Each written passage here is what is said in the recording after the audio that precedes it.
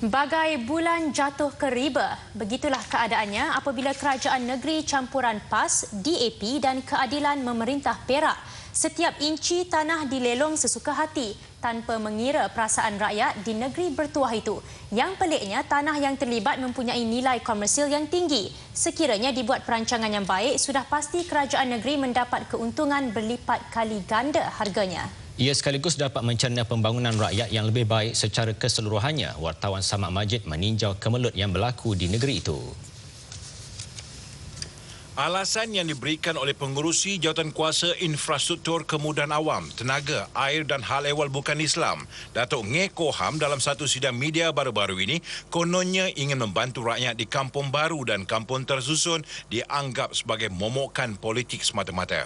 Jika dibandingkan di perkampungan tersusun yang diduduki oleh segelintir rakyat di kawasan luar bandar berbanding Kampung Baru yang terletak di kawasan bandar yang mempunyai nilai tanah yang tinggi. Mereka diberikan 80% diskaun, cuma bayar 20% sahaja. Kalau sudah membuat pembayaran terdahulu sebelum pengumuman dibuat, mereka tidak perlu lagi membayar, malah akan diberikan status hak milik kekal. Ini antara luahan Ketua Penerangan Belia 4B Malaysia, Tuh Sedewa Raja Datuk Abdul Muttalib Abdul Fahmi. Langkah itu dilihat untuk memberikan keuntungan hanya kepada satu kaum sahaja, bukan masyarakat majmuk.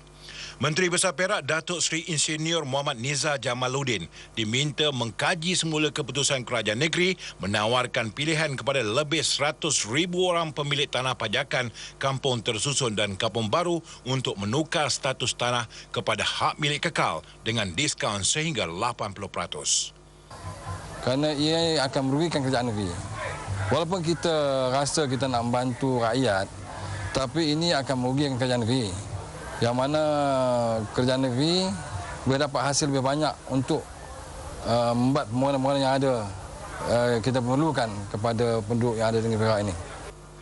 Tuh Sedewa Raja Datuk Abdul Muttalib Abdul Fahmi berkata, langkah yang diambil oleh kerajaan negeri itu akan memberi kesan jangka panjang khususnya kepada perolehan pendapatan kerajaan negeri. Sementara itu, bekas pengerusi Pertubuhan Ketua-Ketua Kampung Daerah Kinta, Alang Abdul Rahman pula mempersoalkan tindakan kerajaan negeri memberi diskaun sebanyak 80% itu sedangkan ia sebenarnya tidak perlu. Sebagai pemimpin yang membuat keputusan ini tadi, janganlah terburu-buru dan kita kena harus kaji sedalam-dalamnya. Kalau tidak, nanti besok bukannya saja kita rugi, ramai yang akan jadi rugi. Bukannya kerajaan negeri, rakyat pun akan mendapat kerugiannya bersama.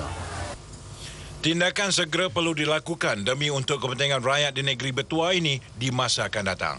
Namun apa yang penting, suara dan hati rakyat di negeri ini perlu dihormati. Sikap menang sorak kampung tergadai perlu diubah demi untuk mempertabatkan anak bangsa negeri Perak.